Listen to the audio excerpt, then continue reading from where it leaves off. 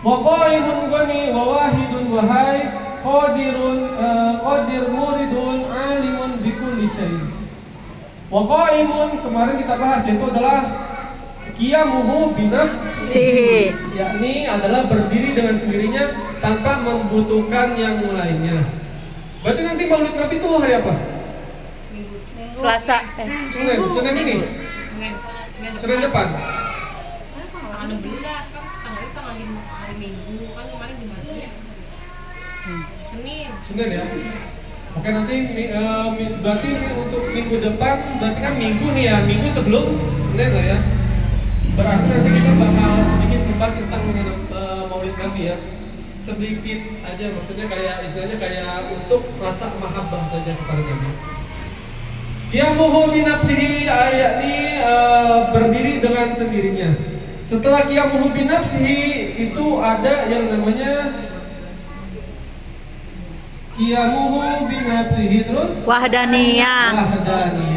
Wahdaniyat ay wahidun, atau artinya adalah satu atau esa. Wahia ada ta'addud fi dzatihi ta'ala wa sifatihi wa af'alihi. Wa wahidatu azali zatihi laisa muraqabatan min azali wa laisa fil khalqi zatun kadzatihi. Kalau misalkan pohon pisang itu biasanya ngeluarin pisangnya itu banyak apa satu doang? Banyak kan? Iya. Jadi biasanya kalau pisang itu kan yang nempel itu disebutnya apa tuh? Kalau yang Satu sisir apa segala macam.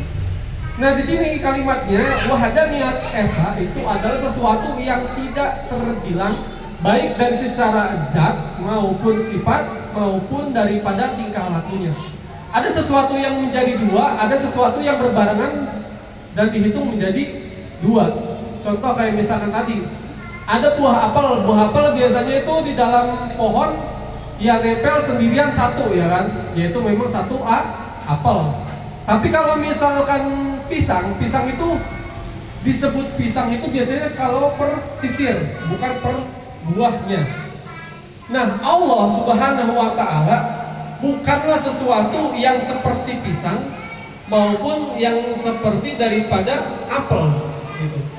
Maksudnya gimana? Maksudnya Allah tidak memiliki sesuatu yang menjadi sifat lainnya dan tidak memiliki sesuatu kembarannya.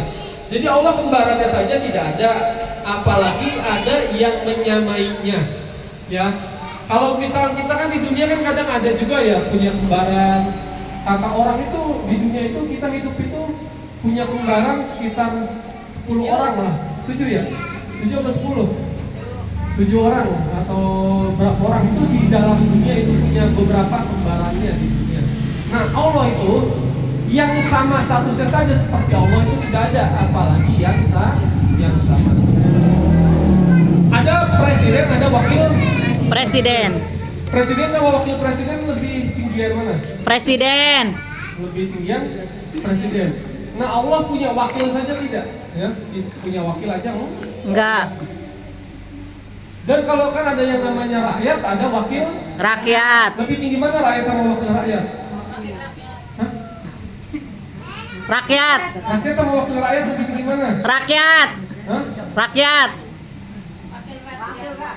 Wakil rakyat apa rakyat? Rakyat. Kamu nggak pada kompak?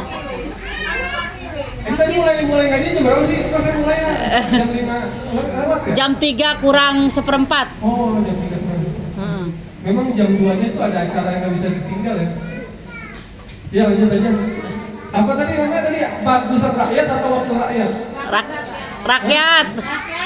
Lebih tinggi rakyat atau wakil rakyat? Rakyat. Hah? Rakyat apa wakilnya? Boleh bingung, boleh bingung. Wakil rakyat adalah mewakilin daripada rakyat. Berarti apa? Lebih tinggi lebih tinggi rakyat ya. Kalau misalkan secara konstitusi, nggak usah kaku sih, nggak usah main jebak. Penipu. Jadi kalau misalkan misalkan secara konstitusi rakyat itu lebih tinggi daripada wakil. Rakyat. Cuman kalau wakil rakyat berarti mewakili daripada Rakyat. mewakili pengen punya mobil. Diwakilin. Sama wakil. Rakyat. Pengen punya rumah gede diwakili sama wakil. Rakyat. Pengen punya harta yang banyak diwakili sama wakil. Rakyat. Ya gitu ya. Rakyat itu tetap melarat. Wakil rakyat. Lebih tinggi. Rakyat. Jangan ragu orang misalnya. Kayak terlalu dibohongin ya.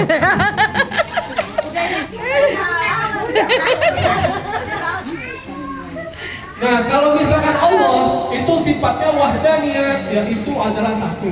Allah nggak ada Tuhan yang lainnya, nggak ada kembarannya, apalagi yang benar-benar sama derajatnya sama kayak Allah. Allah. Kalau misalkan, mohon maaf ya, bukannya menyinggung agama lain, tetapi sekarang kita membahas masalah Tauhid. saya nggak sebut agamanya, tapi di dalam agama yang lain ada yang memiliki Tuhan lebih daripada satu, ya, lebih daripada Satu. Kenapa Tuhan satu itu tidak menjadi kuat dibandingkan dengan yang lainnya? Karena kalau misalkan Tuhannya ada dua, kalau Tuhannya pengen A, Tuhan yang B-nya pengen B, itu kan nanti bentrok ya antara Tuhan yang satu dan Tuhan yang lainnya. Kalau misalkan Tuhan bumi pengennya bumi itu dihancurin, tapi Tuhan langit gak pengen bahwasanya bumi itu dihancurin. Berarti nanti berantem antara Tuhan yang pertama dengan Tuhan yang Kedua. Dan hal ini adalah secara akal itu tidak mungkin. Tidak mungkin kita ini hidup di dunia ini memiliki dua Tuhan yang saling yang saling berantem gitu ya. Dan itu tidak mungkin. Makanya kalau misalkan di dalam Islam sendiri ada ayat, ya ini adalah qul huwallahu Ahad. Allahu Somad. lam yalid walam Yulad. yang artinya Katakan Allah itu katakanlah bahwasanya Tuhan itu satu.